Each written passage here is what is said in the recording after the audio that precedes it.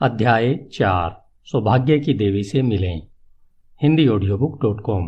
अगर कोई इंसान भाग्यशाली है तो उसके सौभाग्य की सीमा के बारे में कोई भविष्यवाणी नहीं की जा सकती। अगर उसे नदी में भी फेंक दिया जाए तो न सिर्फ वह तैरकर बाहर निकल आएगा बल्कि उसके हाथ में एक मोती भी होगा। बेबीलोन की कहावत। हर व्यक्ति सौभाग्यशाली बनना चाहता है।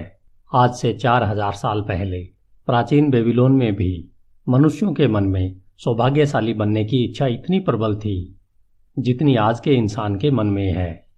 हम सब चाहते हैं कि सौभाग्य की चंचल देवी हम पर मेहरबान हो जाए। क्या कोई ऐसा तरीका है जिसे हम उस देवी को अपनी ओर आकर्षित कर सकें और उसके कृपा पात्र बन सकें?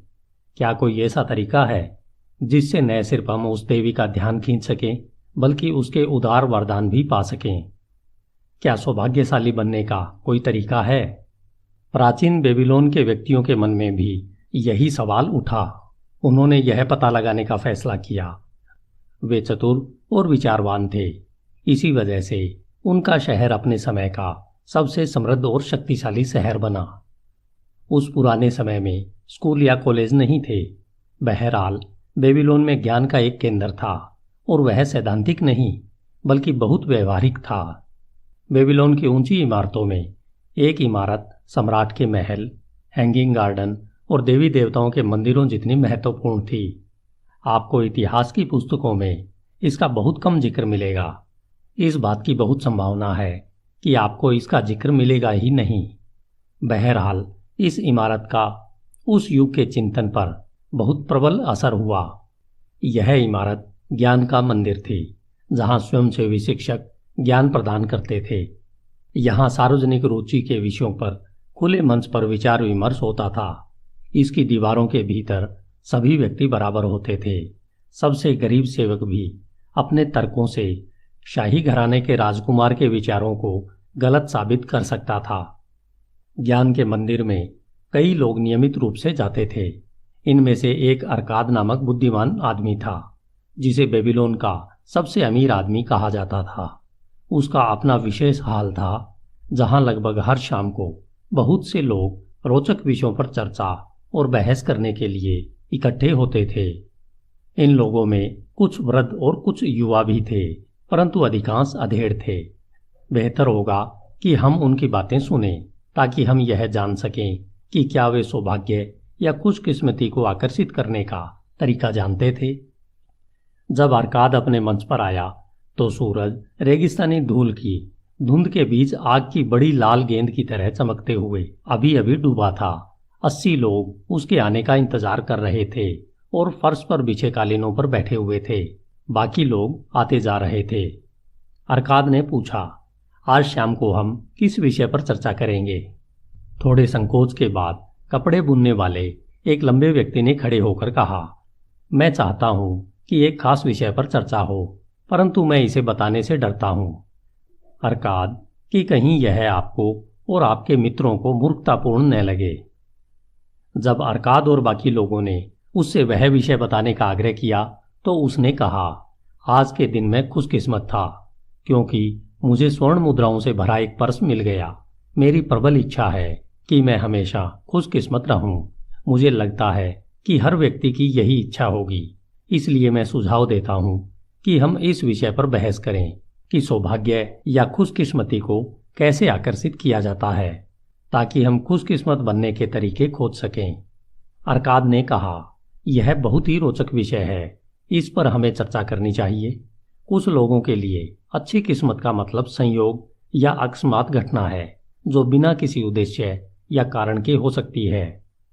बाकी लोगों को यह विश्वास होता है कि हमारी खुशकिस्मती हमारी सबसे उदार देवी अष्टर की कृपा पर निर्भर है, जो उन लोगों को उदारतापूर्वक पुरस्कार देती है जो उसे खुश करते हैं। मित्रों, आप लोगों की क्या राय है? क्या हम यह पता लगाएं कि हम किन तरीकों से खुशकिस्मती को आकर्षित कर सकते हैं ताकि हम सब खुशकिस्मत बन सकें? हाँ हाँ, बहुत बढ़िया रहेगा, उत्सुक श्रोताओं के बढ़ते समूह ने जवाब दिया। इस पर अर्काद ने आगे कहा, चर्चा शुरू करने से पहले आप लोग मुझे बताएं कि आप में से किन लोगों को हमारे मित्र कपड़ों के बुनकर की तरह के अनुभव हुए हैं जब उन्हें बिना कोशिश के बहुमूल्य खजाने या रत्न मिले हों। एक चुप्पी छा गई। सबने एक दूसरे की तरफ देखा, परंतु कोई भी कुछ नहीं बोला। अरकाद ने पूछा, क्या ऐसा और किसी के साथ नहीं हुआ?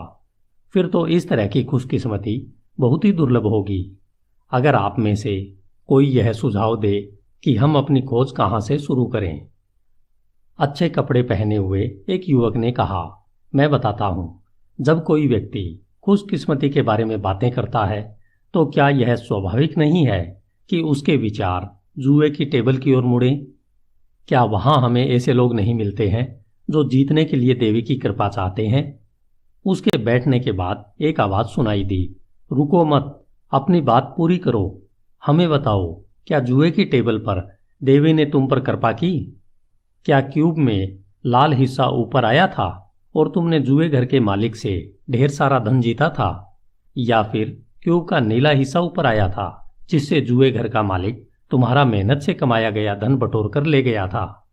युवक ने हंसकर जवाब दिया, मुझे यह स्वीकार करने में कोई संकोच नहीं है कि सौभाग्य की देवी को तो शायद यह मालूम ही नहीं था कि मैं वहां पर था, परंतु आप में से बाकी लोगों के साथ तो ऐसा हुआ होगा।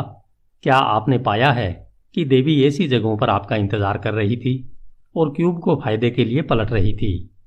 हम यह सुनने और सीखने के लिए उत्सुक हैं। अरकाद ने कहा, बहुत ही समझदारीपूर्ण शुरुआत है। हम यहाँ हर प्रश्न के सभी पहलुओं पर विचार विमर्श करने के लिए इकट्ठे हुए हैं। जुए की टेबल को नज़रअंदाज करना अधिकांश लोगों की उस प्रबल भावना को नज़रअंदाज करना है जिसमें व्यक्ति कुछ चांदी के सिक्के दांव पर लगाने के बाद ढेर सारी स्वर्ण मुद्राएं जीतने की आशा करता है। एक अन्य श्रोता ने कहा, इससे मुझे कल की घुड़दौड़ की याद आ गई। अगर सौभाग्य की देवी जुए घर में मिल सकती है तो निश्चित रूप से वह घुड़दौड़ों को भी नज़रअंदाज नहीं करती होगी, जहां सजे हुए रथ और तेज गति से दौड़ते घोड़े बहुत ज्यादा रोमांच प्रदान करते हैं। अरकाद, हमें ईमानदारी से बताएं कि क्या उसने आपके कान में धीरे से यह फुसफुसा दिया था कि आप कल निनेवे के भूरे घोड़ों पर अपना दांव लगाएंगे? मैं आपके पीठ पीछे ही खड़ा था और जब मैंने सुना कि आप उस भूरे घोड़ों पर दांव लगा रहे हैं तो मुझे अपने कानों पर यकीन नहीं हुआ। हम सब जानते हैं, जिसमें आप भी शामिल हैं, कि निष्पक्ष दौड़ में पूरे एसीरिया में कोई भी घोड़ा हमारे प्रिय घोड़ों को नहीं हरा सकता। क्या देवी ने आपके कान में चुपके से कह दिया था कि भूरे घोड़ों पर दांव लगा दो? क्योंकि आखिरी चक्कर के अंदर वाला काला घोड़ा लड़खड़ा गया था, जिससे हमारे घोड़ों की राह में बाधा आ गई और भूरे घोड़े रेस में जीत गए, हालांकि वे इस योग्य नहीं थे। अरकाद ने इस ठिठोली पर मुस्कुराते हुए कहा, हमारे पास यह महसूस करने का क्या कारण है कि सौभाग्य की देवी घुड़दौड़ में किसी व्यक्ति के दांव में इतनी रुचि लेंगी? मेरे लिए वे प्रेम और गरिमा की देवी है, जो जरूरतमंद लोगों की मदद करती है और योग्य लोगों को पुरस्कार देती है। मैं जुए घर या घुड़दौड़ों में उनकी तलाश नहीं करता हूँ, जहाँ ज्यादातर लोग धन कमाने के बजाय कमाते हैं। इसके बजाय मैं दूसरी जगहों पर उनकी तलाश करता हूँ, जहाँ इंसानों के काम ज्यादा महत्वपूर्ण और पुरस्कार के योग्य होते हैं। चाहे खेती हो या ईमानदारी से किया जाने वाला व्यवसाय, सभी कामों में इंसान के पास अपनी कोशिशों और सौदों के लाभ कमाने का अवसर होता है।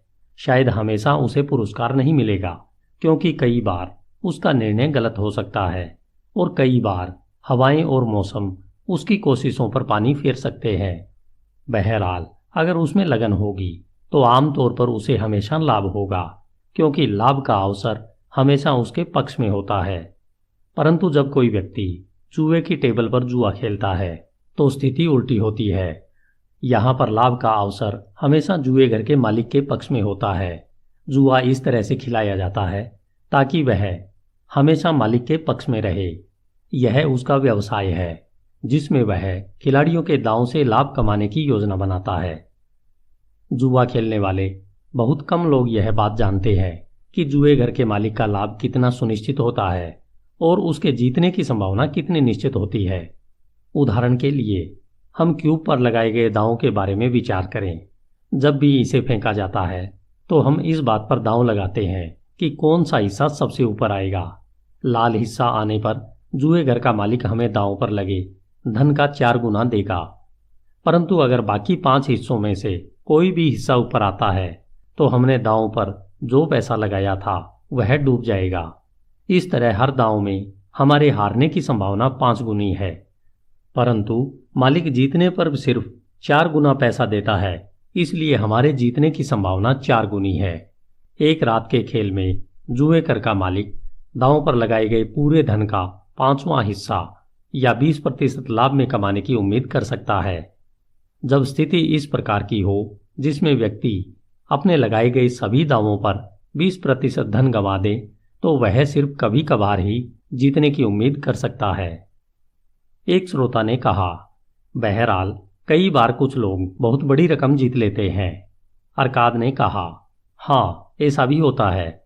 सवाल यह है कि क्या उन खुशकिस्मत लोगों के लिए इस तरह से हासिल किए गए धन का कोई स्थायी महत्व है? मैं बेबीलोन के कई सफल लोगों को जानता हूं, परंतु उनमें से एक भी ऐसा नहीं है जिसने अपनी सफलता की शुरुआत जुए घर की टेबल से की हो। आप लोग भी कई धनवान लोगों को जानते होंगे। मैं यह जानना चाहूंगा कि हमारे सफल नागरिकों में से कितने अपनी सफलता की शुरुआत का श्रेय जुए घर को दे सकते हैं? क्या आप ऐसे लोगों को जानते हैं? लंबी खामोशी के बाद एक मस्खरे ने पूछा, क्या हम जुए घर के मालिकों को इस जांच में शामिल कर सकते हैं? अरकाद बोला, अगर आप किसी और के बारे में नहीं सोच सकते तो फिर अपने बारे में कहें। क्या हमारे बीच में ऐसे लोग हैं जो जुए में लगातार जीतते हैं परंतु अपनी आमदनी के लिए इस तरह के स्रोत की सलाह देने में झिझक रहे हैं? इस चुनौती पर पीछे से आह भरने की आवाजें आई और फिर लोग हंसने लगे। अरकाद ने कहा, ऐसा लगता है कि हमें खुशकिस्मती उन जगहों पर नहीं मिलती है जहां देवी अक्सर रहती है, इसलिए अब हम दूसरे क्षेत्रों की तलाश करते हैं। हमने पाया है कि खुशकिस्मती का गुम हो गए पर्स उठाने से कोई संबंध नहीं है, न ही इसका संबंध जुए से है। जहां तक घुड़दौड़ का सवाल है, मैं यह स्वीकार करना चाहता हूं कि मैंने इसमें जितना धन जीता है उससे बहुत ज्यादा धन कमाया है। अब हम अपने व्यवसायों पर विचार करते हैं। जब हम कोई लाभकारी सौदा करते हैं तो क्या यह स्वाभाविक नहीं है कि हम इसे खुशकिस्मती मानने के बजाय अपनी मेहनत का उचित पुरस्कार मानते हैं? मैं सोचता हूं कि ऐसा करके हम देवी के उपहारों को नजरअंदाज कर देते हैं। शायद वे सचमुच हमारी मदद करती है, परंतु हम उनकी उदारता के लिए उनके शुक्रगुजार नहीं होते हैं। कौन इस विषय पर चर्चा आगे बढ़ा सकता है? इस पर एक वृद्ध व्यापारी उठा और अपने सफेद वस्त्र की सिलवटें ठीक करते हुए बोला, अरकाद, आपकी और अपने मित्रों की अनुमति से मैं एक सुझाव देना चाहता हूं। जैसा आपने कहा है, अगर हम अपने व्यापार की सफलता के लिए अपनी मेहनत और योग्यता को श्रेय देते हैं तो उन सफलताओं और बहुत लाभदायक चीजों के बारे में क्यों न सोचें जो हमें लगभग मिलने वाली थी परंतु आखिरी मिनट पर नहीं मिली। अगर वे सचमुच हो जाती तो वे खुशकिस्मती का दुर्लभ उदाहरण होती। चूंकि वे पूर्ण नहीं हो पाई, इसलिए हम उसे अपना उचित पुरस्कार नहीं मान सकते। निश्चित रूप से यहाँ बैठे कई लोग इस तरह के अनुभव बता सकते होंगे। अरकाद ने सहमत होते हुए कहा, यह समझदारी भरा सुझाव है। खुशकिस्मती आप में से कितनों की मुट्ठी में थी परंतु आखिरी मिनट पर फिसल गई। कई हाथ उठे, जिनमें उस व्यापारी का हाथ भी था। अरकाद ने उसे बोलने का मौका दिया। क्योंकि आपने ही यह सुझाव दिया है, इसलिए हम सबसे पहले आपके मुंह से इसके बारे में सुनना चाहेंगे। व्यापारी ने कहा, मैं खुशी खुशी अपने जीवन की एक घटना बताऊंगा। इससे आप यह जान जाएंगे कि खुशकिस्मती के करीब आने पर इंसान अंधों की तरह उसे अपने हाथ से निकल जाने देता है, जिससे उसे नुकसान होता है और वह बाद में पछताता है। कई साल पहले मैं युवा था और मेरी कुछ समय पहले ही शादी हुई थी। उन दिनों मैं कमाना शुरू कर रहा था। एक दिन मेरे पिताजी मेरे पास आए और उन्होंने जोर देकर मुझसे कहा कि मैं एक योजना में अपने धन का निवेश कर दूं।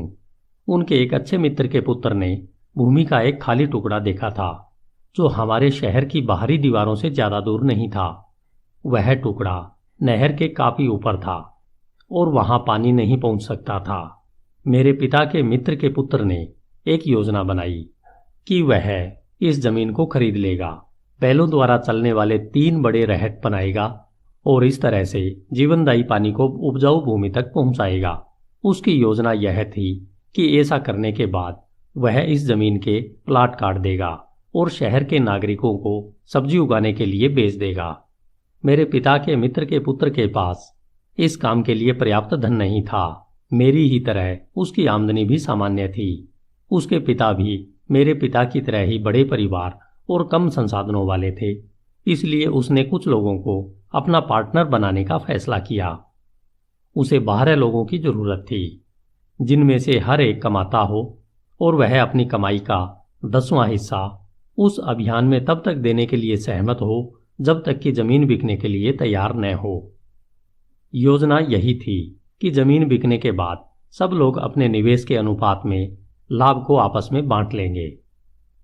मेरे पिता ने मुझसे कहा, बेटे तुम अभी जवान हो, मेरी यह प्रबल इच्छा है कि तुम अपने लिए बहुमूल्य जायदाद बना लो ताकि लोग तुम्हारा सम्मान करें। अपने पिता की नासमझी और गलतियों के ज्ञान से लाभ उठाओ। मैंने जवाब दिया, मेरी भी यह प्रबल इच्छा है, तो मैं तुम्हें यह सलाह देता हूं, वह करो जो मुझे तुम्हारी उम्र में करना चाहिए था। अपनी आमदनी के 10वें हिस्से को लाभकारी निवेशों के लिए अलग रख दो। अपनी आमदनी के इस 10वें हिस्से और इससे मिलने वाले ब्याज की मदद से मेरी पहुंचने से पहले तुम बहुमूल्य उम्र तक जायदाद बना सकते हो। पिताजी, आपने बहुत समझदारी की बात कही है। मैं अमीर बनना चाहता हूं, परंतु मेरी आमदनी के साथ बहुत से खर्चे भी जुड़े हैं, इसलिए मैं आपके सुझाव पर अमल करने से झिझक रहा हूं। मैं अभी जवान हूं, अभी मेरे पास बहुत समय है। तुम्हारी उम्र में मैंने भी यही सोचा था, परंतु देखो साल गुजरते चले गए और मैं शुरुआत भी नहीं कर पाया। अब जमाना बदल गया है पिताजी, मैं आपकी गलतियों से बचूंगा। अवसर तुम्हारे सामने खड़ा है बेटे, यह तुम्हें एक ऐसा मौका दे रहा है जो दौलत की ओर ले जा सकता है। मेरा तुमसे यही कहना है, देर मत करो। कल सुबह ही मेरे मित्र के पुत्र के पास जाओ और उससे यह सौदा कर लो कि इस निवेश में तुम अपनी 10% आमदनी लगाओगे। तत्काल कल सुबह चले जाना। अवसर किसी का इंतजार नहीं करता। आज यह सामने होता है, परंतु कल दूर चला जाता है, इसलिए देर मत करो। अपने पिता की सलाह के बावजूद मैं झिझकता रहा। पूर्वी देशों से व्यापारी नए सुंदर वस्त्र लाए थे जो इतने आकर्षक और बढ़िया लग रहे थे कि मैंने और मेरी पत्नी ने महसूस किया कि हमें उन्हें खरीद लेना चाहिए। अगर मैं उस अभियान में अपनी 10% आमदनी का निवेश करने के लिए तैयार हो जाता तो हम उन वस्त्रों को नहीं खरीद पाते और कई अन्य आनंदों से वंचित रह जाते जिन्हें हम बहुत चाहते थे। मैंने निर्णय लेने में तब तक देर लगाई जब तक कि बहुत देर नहीं हो गई। बाद में मैं इस पर बहुत पछताया। वह अभियान उम्मीद से ज़्यादा फायदेमंद साबित हुआ। मेरी कहानी यह बताती है कि मैंने किस तरह खुशकिस्मती को अपने पास से निकल जाने दिया। रेगिस्तान से आए एक सांवले आदमी ने कहा, इस कहानी में हम देखते हैं कि खुशकिस्मती उस व्यक्ति के पास आती है जो अवसर को स्वीकार करता है। जायदाद बनाने के लिए हमेशा एक शुरुआत करना पड़ती है। शुरू में यह सोने या चांदी के कुछ सिक्कों तक सीमित होती है, जिन्हें आदमी अपनी आमदनी में से बचाकर अपना पहला निवेश करता है। मैं खुद कई मवेशियों का मालिक हूँ। मवेशी पालने की शुरुआत मैंने बचपन में ही कर दी थी, जब मैंने चांदी के एक सिक्के से एक बछिया खरीदी थी। चूंकि यह मेरी दौलत की शुरुआत थी, इसलिए मेरे लिए यह बहुत महत्वपूर्ण थी। पहली शुरुआत के बाद जायदाद बनाना खुशकिस्मती से हर इंसान के बूते की बात है। पहला कदम बहुत महत्वपूर्ण है। इस कदम को उठाने के बाद इंसान मेहनत से धन कमाने वाले व्यक्ति के बजाय अपने निवेश से लाभ कमाने वाले व्यक्ति में बदल जाता है। सौभाग्य से कुछ लोग कम उम्र में ही यह कदम उठा लेते हैं। इसी वजह से वे आर्थिक क्षेत्र में उन लोगों से ज़्यादा सफल हो जाते हैं जो यह कदम बाद में उठाते हैं। वे उन दुर्भाग्यशाली लोगों से भी बहुत ज़्यादा सफल होते हैं जो यह कदम कभी नहीं उठाते हैं, जैसा इस व्यापारी के पिता के साथ हुआ था। अगर मेरे व्यापारी मित्र ने अवसर सामने आने पर अपनी जवानी में यह कदम उठा लिया होता तो आज उसे दुनिया की बहुत सी अच्छी चीजों का वरदान मिला होता। अगर हमारे बुनकर मित्र ने उस समय यह कदम उठा लिया होता तो आज उसके पास काफी दौलत होती। दूसरे देश से आए एक अजनबी ने खड़े होकर कहा, धन्यवाद, मैं भी कुछ बोलना चाहता हूँ। मैं सीरिया का हूँ। मैं आपकी भाषा अच्छी तरह नहीं बोल पाता हूँ। मैं इस व्यापारी मित्र को एक नाम से पुकारना चाहता हूँ। शायद आप सोचेंगे कि यह शालीन नाम नहीं है, परंतु मैं फिर भी उसे उस नाम से पुकारना चाहता हूँ। परंतु मुझे आपकी भाषा का वह शब्द मालूम नहीं है। अगर मैं इसे सीरिया की भाषा में बोलूं तो आप मुझे समझ नहीं पाएंगे। इसलिए मेरे मित्रों, मुझे बताएं कि आप उस आदमी को क्या कहते हैं जो अपने लिए फायदेमंद साबित होने वाले कामों को भी टालता रहता है। एक आवाज आई, टालमटोल करने वाला। वही सीरिया के निवासी ने अपने हाथों को रोमांच से लहराते हुए कहा, जब अवसर आता है तो वह उसे स्वीकार नहीं करता है। वह इंतजार करता है। वह कहता है, मेरे सामने अभी बहुत काम पड़ा है, मैं धीरे धीरे यह काम करूंगा। अवसर इस तरह के ढीले आदमी का इंतजार नहीं करेगा। अवसर सोचता है कि अगर इंसान खुशकिस्मत बनना चाहता है तो उसे तत्काल कदम उठाना चाहिए। अवसर सामने आने पर जो व्यक्ति तत्काल कदम नहीं उठाता है वह हमारे व्यापारी मित्र की तरह टालमटोल करने वाला होता है। व्यापारी उठकर खड़ा हुआ और सिर झुकाकर लोगों की हंसी पर प्रतिक्रिया करते हुए बोला, अजनबी, आप हमारे मेहमान हैं। मैं आपकी प्रशंसा करता हूँ जो आपने सच्ची बात बोलने में जरा भी हिचक नहीं दिखाई। अरकाद ने कहा, खोए हुए अवसर की एक और कहानी हमें कौन सुनाएगा? लाल वस्त्र पहने एक अधेड़ व्यक्ति ने कहा, मैं सुनाऊंगा। मैं मवेशियों का खरीदार हूँ, खासतौर पर ऊंटों और घोड़ों का। कई बार मैं भेड़ बकरियां भी खरीद लेता हूँ। एक रात को अवसर मेरे सामने अचानक आया जब मैं इसकी बिल्कुल भी उम्मीद नहीं कर रहा था।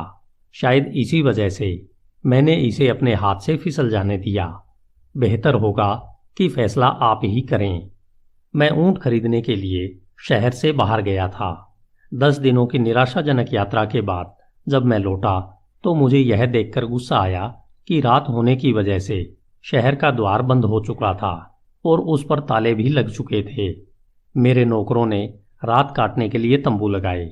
बहरहाल हम सोच रहे थे कि हमारे पास बहुत कम भोजन है और पानी तो बिल्कुल भी नहीं है, इसलिए यह रात मुश्किल से कटेगी। उसी समय एक बूढ़ा किसान मेरे पास आया जो शहर के द्वार का ताला बंद होने के कारण हमारी ही तरह बाहर रह गया था। उसने मुझसे कहा, आदरणीय श्रीमान, आपके हुलिये से मुझे लगता है कि आप मवेशियों के खरीदार हैं। अगर ऐसा है तो मैं आपको अपनी बहुत अच्छी भेड़ें बेचना चाहूँगा जिसे मैं अभी अभी लाया हूँ। मेरी पत्नी बहुत बीमार है और उसे बुखार है।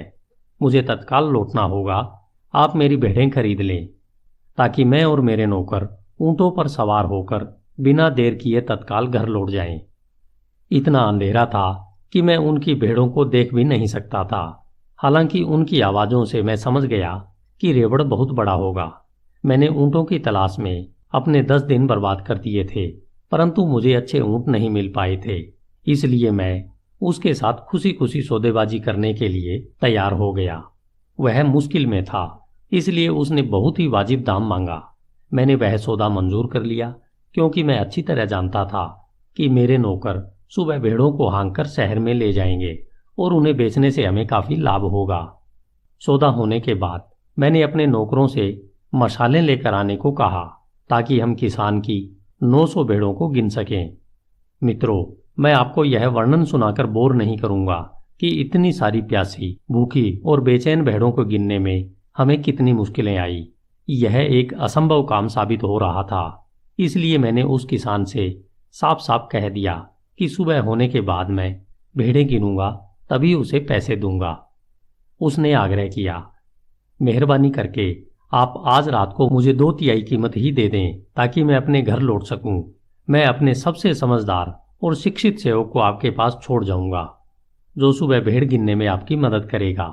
वह विश्वसनीय है और आप बाकी का 1/3 पैसा उसे दे सकते हैं। परंतु मैंने जिद पकड़ ली और रात को पैसे देने से इनकार कर दिया। अगली सुबह मेरे उठने से पहले ही शहर का द्वार खुला और 4 खरीदार भेड़ों की तलाश में बाहर भागते हुए आए। वे बहुत उत्सुक थे और ऊंची कीमतें देने को तैयार थे, क्योंकि शहर पर युद्ध की घेराबंदी का खतरा मंडरा रहा था और भोजन पर्याप्त नहीं था। किसान मुझे जितनी कीमत पर भेड़ें देने के लिए तैयार हुआ था, उसे लगभग 3 गुना ज्यादा कीमत मिली। यह बहुत ही बढ़िया अवसर था जो मैंने अपने हाथों से गंवा दिया।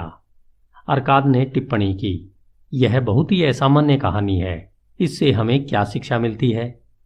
घोड़े की जीन बनाने वाले ने कहा, इससे हमें यह शिक्षा मिलती है कि जब हमें विश्वास हो कि हमारा सौदा समझदारीपूर्ण है, तो हमें तत्काल पैसे दे देना चाहिए। अगर सौदा अच्छा है तो आपको दूसरों के अलावा खुद की कमजोरियों से भी अपनी रक्षा करने की जरूरत होती है। इंसानों के विचार बदलते रहते हैं। मैं तो यह कहूँगा कि हम अपना मन तेजी से बदल लेते हैं, और ऐसा तब अधिक होता है जब हम गलत नहीं बल्कि सही होते हैं।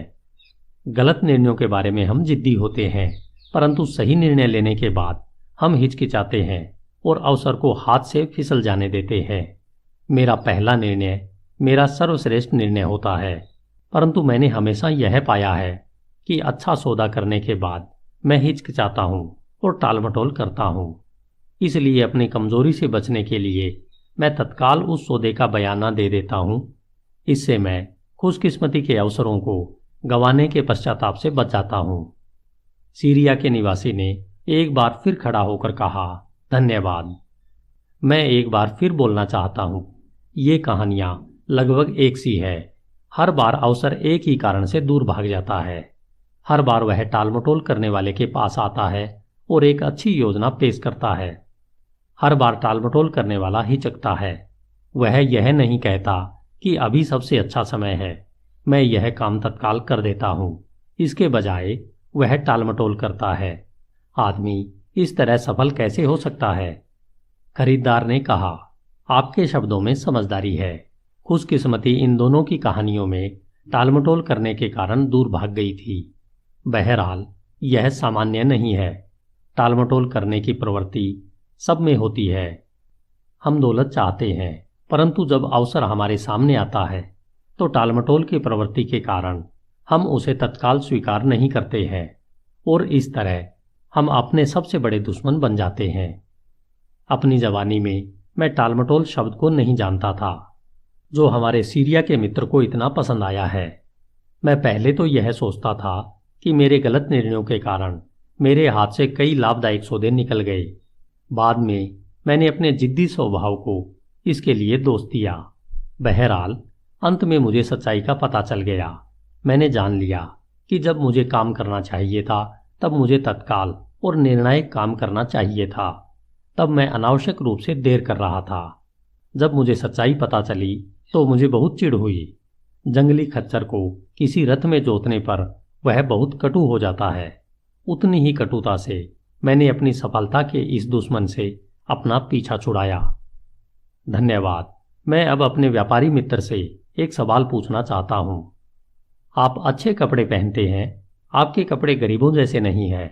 आप सफल व्यक्ति की तरह बोलते हैं। हमें बताएं, जब टालमटोल आपके कानों में कुछ कहती है तो क्या आप अब भी उसकी बात सुनते हैं?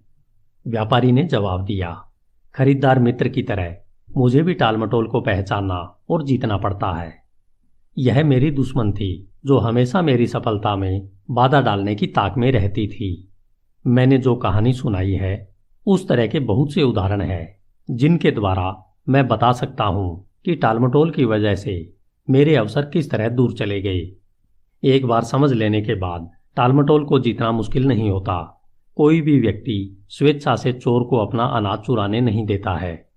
न ही कोई व्यक्ति शत्रुओं को अपने ग्राहकों को दूर भगाने की छूट देता है, क्योंकि उससे उनका मुनाफा कम हो जाएगा। जब मैंने यह पहचान लिया कि मेरा दुश्मन इस तरह से काम कर रहा है तो मैंने संकल्प के साथ उस पर विजय पाई।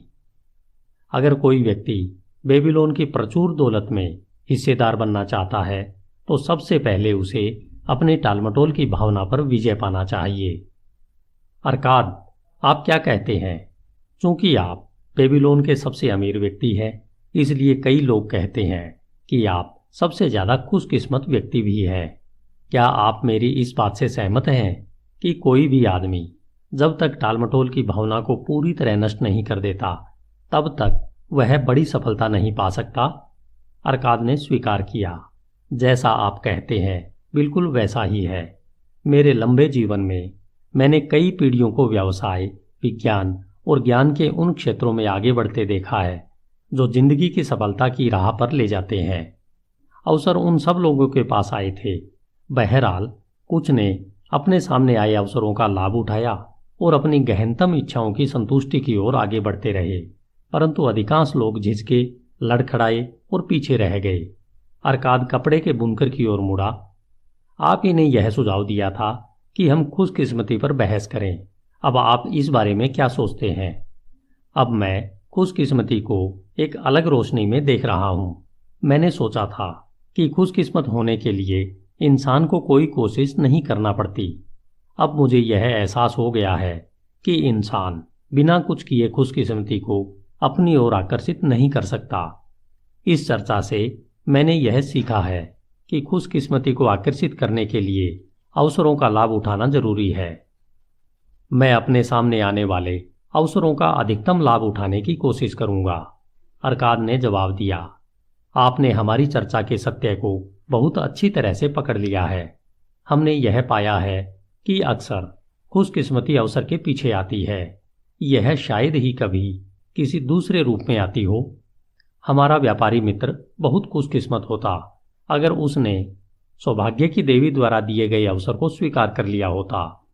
इसी तरह हमारा खरीदार मित्र भी खुशकिस्मत होता अगर उसने मवेशियों को समय पर खरीद लिया होता और उन्हें 3 गुने लाभ पर बेचा होता। हमने यह चर्चा इसलिए शुरू की ताकि हम खुशकिस्मती को अपनी ओर आकर्षित करने का तरीका खोज सकें। मुझे लगता है कि हमने वह तरीका खोज लिया है। दोनों ही कहानियों से यह निष्कर्ष निकलता है कि खुशकिस्मती अवसर में छुपी होती है। चाहे खुशकिस्मती का लाभ उठाया गया हो या नहीं उठाया गया हो, इस सत्य को बदला नहीं जा सकता। अवसरों को स्वीकार करके खुशकिस्मती को आकर्षित किया जा सकता है। जो लोग प्रगति के अवसरों का लाभ लेने के लिए तत्पर रहते हैं, उनमें सौभाग्य की देवी रुचि लेती है। वे हमेशा उन लोगों की मदद करने की इच्छुक होती है जो उन्हें खुश करते हैं, और कर्मशील व्यक्ति उन्हें सबसे ज्यादा खुश करते हैं। कर्म आपको सफलता की ओर ले जाएगा। सौभाग्य की देवी कर्मशील व्यक्तियों पर कृपा करती है। धन्यवाद। HindiAudiobook.com